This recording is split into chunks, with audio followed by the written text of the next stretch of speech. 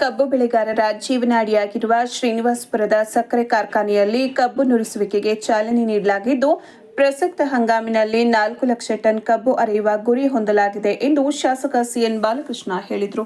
ತಾಲೂಕಿನ ಶ್ರೀನಿವಾಸಪುರದಲ್ಲಿನ ಚಾಮುಂಡೇಶ್ವರಿ ಸಕ್ಕರೆ ಕಾರ್ಖಾನೆಯಲ್ಲಿ ಪ್ರಸಕ್ತ ಸಾಲಿನ ಕಬ್ಬು ಅರೆಯುವಿಕೆಗೆ ಶುಕ್ರವಾರದಂದು ಮುಂಜಾನೆ ಚಾಲನೆ ನೀಡಿ ಮಾತನಾಡಿದ ಅವರು, 5 ಲಕ್ಷ ಟನ್ ಕಬ್ಬನ್ನು ಅರೆಯುವಿಕೆಗೆ ಪ್ರಸಕ್ತ ಸಾಲಿನಲ್ಲಿ ಕಾರ್ಖಾನೆ ಮುಂದಾಗಿದ್ದು, ನಮ್ಮ ವ್ಯಾಪ್ತಿಯಲ್ಲಿ 4 ಲಕ್ಷ ಟನ್ ಕಬ್ಬು ಬೆಳೆಯಲಾಗಿದೆ. ಹೆಚ್ಚುವರಿಯಾಗಿ ಅವಶ್ಯವಿರುವ 200 ಟನ್ ಕಬ್ಬನ್ನು ಪಕ್ಕದ ಜಿಲ್ಲೆಗಳಿಂದ ತರಿಸಿಕೊಳ್ಳುವಲ್ಲಿ ಕಾರ್ಖಾನೆ ಮುಂದಾಗಿದೆ. ಕಬ್ಬು ಉತ್ಕೃಷ್ಟವಾಗಿ ಬೆಳೆದಿದ್ದು, ಈ ಬಾರಿ ಇಳುವರಿಯೂ ಉತ್ತಮವಾಗಿರಲಿದೆ ಎಂದರು. ಇನ್ನು ತಾಲೂಕಿನಲ್ಲಿರುವ ಸಕ್ಕರೆ ಕಾರ್ಖಾನೆಯನ್ನು ಉಳಿಸಿಕೊಳ್ಳುವ ನಿಟ್ಟಿನಲ್ಲಿ ತಾಲೂಕು ಮತ್ತು ತಾಲೂಕಿಗೆ ಹೊಂದಿಕೊಂಡಂತಿರುವ ಅಕ್ಕಪಕ್ಕದ ತಾಲೂಕಿನ ರೈತರು ಹೆಚ್ಚಿನ ಪ್ರಮಾಣದಲ್ಲಿ ಕಬ್ಬು ಬೆಳೆಯುವಲ್ಲಿ ಮುಂದಾಗಬೇಕು.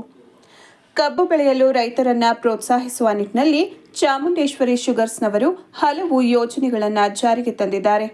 ಬಿತ್ತನೆ ಬೀಜವನ್ನು ಬಡ್ಡಿ ರಹಿತ ಸಾಲದ ರೂಪದಲ್ಲಿ ಕೊಡುವುದು, ಹನಿ ನೀರಾವರಿ ಪದ್ಧತಿ ಅಳವಡಿಕೆಗೆ ಸಹಾಯಧನ, ಟಿಎಪಿಸಿಎಂಎಸ್ನವರ ಮೂಲಕ 1 ತಿಂಗಳ ಅವಧಿಗೆ ರಸಗೊಬ್ಬರವನ್ನು ಸಾಲದ ರೂಪದಲ್ಲಿ ಕೊಡುವುದು ಮತ್ತು ಕಬ್ಬನ್ನು ಕಾರ್ಖಾನೆಗೆ ಪೂರೈಕೆಯಾದ 30 ದಿನದೊಳಗೆ ಹಣ ಸಂದಾಯ ಮಾಡುವ ಹಲವು ಅನುಕೂಲಗಳನ್ನು ಜಾರಿ ಮಾಡಲಾಗಿದೆ. ಅತ್ಯಂತ ಕಡಿಮೆ ದರದಲ್ಲಿ ಕಬ್ಬು ಕಟಾವು ಮಾಡಿಸಲು ಉತ್ತರ ಕರ್ನಾಟಕದ ಭಾಗದಿಂದ ಕಾರ್ಮಿಕರನ್ನು ಕರೆತರಲಾಗಿದೆ.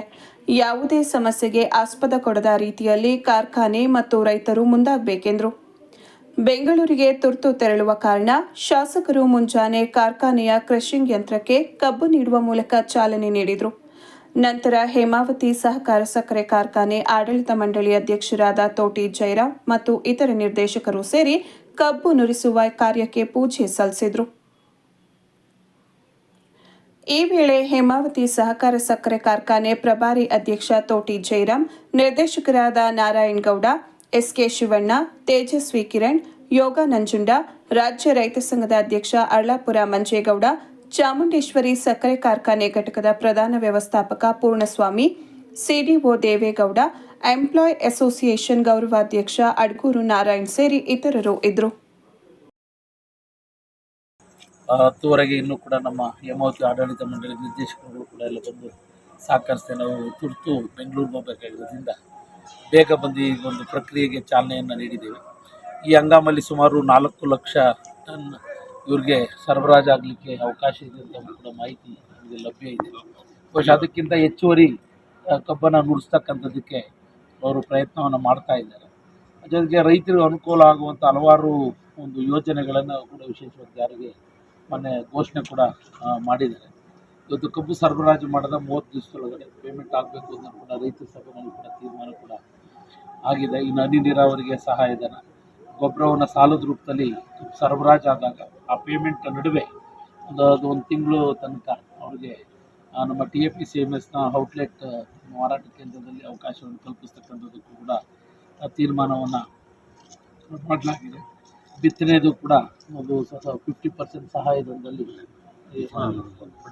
ಬಡ್ಡಿ ರಹಿತ ಅಂದರೆ ಬಡ್ಡಿ ಇಲ್ಲದಲೇ ಸಾಲವನ್ನು ನೀಡಿ ಕಬ್ಬು ಸರಬರಾಜು ಆದಾಗ ಅವರಿಂದ ಡಿರೆಕ್ಟ್ ಮಾಡ್ಕೊಳ್ತಕ್ಕಂಥ ಪ್ರಕ್ರಿಯೆಗೆ ಅವಕಾಶವನ್ನು ಮಾಡಿಕೊಡ್ತಾ ಇದೆ. ಒಟ್ಟಾರೆ ಇವತ್ತು ವರ್ಣ ಒಂಚೂರು ಹಣ್ಣು ತೆರೆದಿದ್ದಾನೆ ಭಗವಂತನ ಅನುಗ್ರಹದಿಂದ. ಸೊ ಡ್ಯಾಮ್ಗೂ ಕೂಡ ನೀರು ಬರ್ತಾ ಇದೆ. ಆ ಡ್ಯಾಮು ಕೂಡ ಪೂರ್ಣ ತುಂಬಿ ಉತ್ತಮವಾದಂಥ ಮಳೆ ಆಗಲಿ, ಕಬ್ಬಿನ ಬೆಳೆಗೂ ಕೂಡ ರೈತರಿಗೆ ಅನುಕೂಲ ಆಗಲಿ.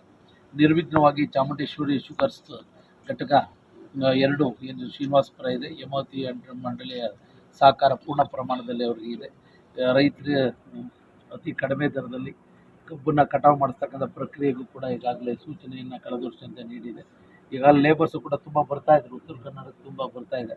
ಅದರ ಕೊನೆ ತಿಂಗಳುಗಳಲ್ಲಿ ಒಂದು ಸ್ವಲ್ಪ ಉತ್ತರ ಕರ್ನಾಟಕದ ಕಾರ್ಖಾನೆಗಳು ಪ್ರಾರಂಭ ಆಗೋದ್ರಿಂದ ಸ್ವಲ್ಪ ಅಲ್ಲೋದಾಗ ರೇಟ್ ವೇರಿಯೇಷನ್ ಆಗುತ್ತೆ. ಅದನ್ನು ಸ್ವಲ್ಪ ನಿಯಂತ್ರಣ ಮಾಡ್ತಕ್ಕಂಥದ್ದಕ್ಕೆ ಅವಕಾಶವನ್ನು ಮಾಡಿಕೊಡ್ಬೇಕು ಅಂತ ಕೂಡ ನಾನು ಈ ಸಂದರ್ಭದಲ್ಲಿ ತಿಳಿಸಿ, ಇವತ್ತು ನಿರ್ವಿಘ್ನವಾಗಿ ಕಾರ್ಖಾನೆ ನಡೆದು ರೈತರು ಸಕಾಲದಲ್ಲಿ ಕಬ್ಬು ಸರಬರಾಜು ಮಾಡಿ ಸಕಾಲದಲ್ಲಿ ಹಣವನ್ನು ಪಡ್ಕೊಳ್ತಕ್ಕಂಥ ಅವಕಾಶ ಆಗಲಿ.